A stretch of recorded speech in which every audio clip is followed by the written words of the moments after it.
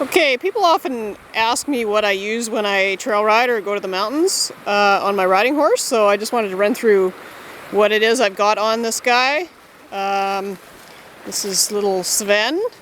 So we'll start at the head here. So I've got a rope halter on. I like something that's fairly thin, that's quite soft, and that doesn't have any extra knots, because they're going to wear this for weeks at a time, and I don't want them to rub the hair off their face. This happens to be a burr wash. They're Canadian made in Alberta. That's the brand that I like. For a lead rope, I've just got a rope.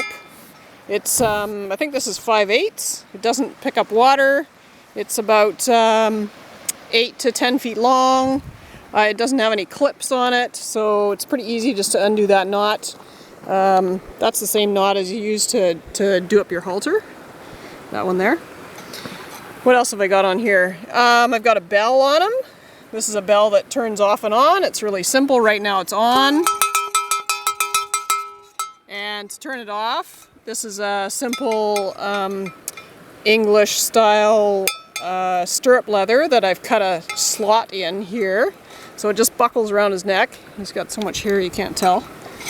It just buckles around his neck, goes through that part, and then you can take this, take this end and reach up and turn the bell off. And I can do that when I'm on the horse or riding.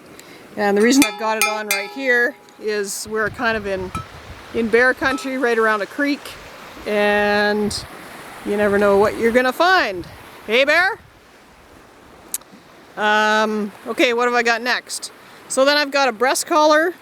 Again, it's really simple. It's just a chunk of leather. I made it myself. And then I bought the tugs, and I've got it onto the D's on the saddle. Not everyone's favorite, but for going through the bush, I don't like anything between the front legs. So really simple, works great. Then I've got, this saddle happens to be custom. It's Allegheny Mountain Trail. It actually wasn't custom for this horse, but I like it so much, and it fits him well enough that I'm still using it. So I've tricked out the saddle. I've got a back cinch on it, and I like a back cinch when I'm trail riding. It helps prevent the cancel from lifting up when you're going downhill. And so that it's got a connector, of course, between the front and back cinch. What have I got for a cinch here? I've got a Weaver Smart Cinch. It's felt. I've been using them for a long time. I've been really happy with them.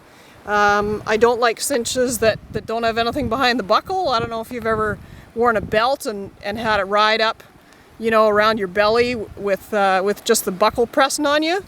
I don't like that, and the horses always seem to get rubs from that, so I'm not a fan of those cinches. Some people prefer neoprene because they're easy to wash, they don't hold water and sweat, and they tend not to rub. I've got endurance style stirrups on here. These happen to be aluminum, they're quite lightweight. I just find that they save my ankles and knees. Again, not for everybody, but that's what I prefer, having tried a few different things. Then I've got a homemade Pommel Bags. They're made of canvas.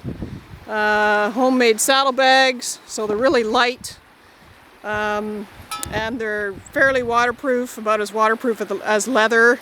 I just wanted something lighter because I tend to put a lot of weight on my horses, and I'm always trying to put less dead weight on them. I try to put more in the front pommel bags than in the back saddle bags, and that's another discussion what goes in those, but that's what I've got. And then on this side I've got an axe. It's by Eastwing. They're just super sharp. I love them.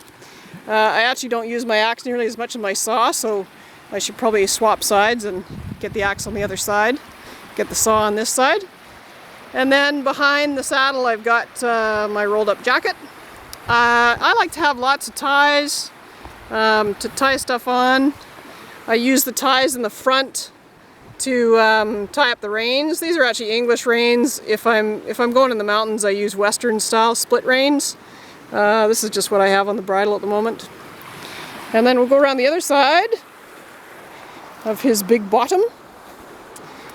And there's a Hickman saw and a nice leather scabbard. Sits right behind your leg, or right underneath your leg, and it's super easy to just unbuckle and pull out when you need it.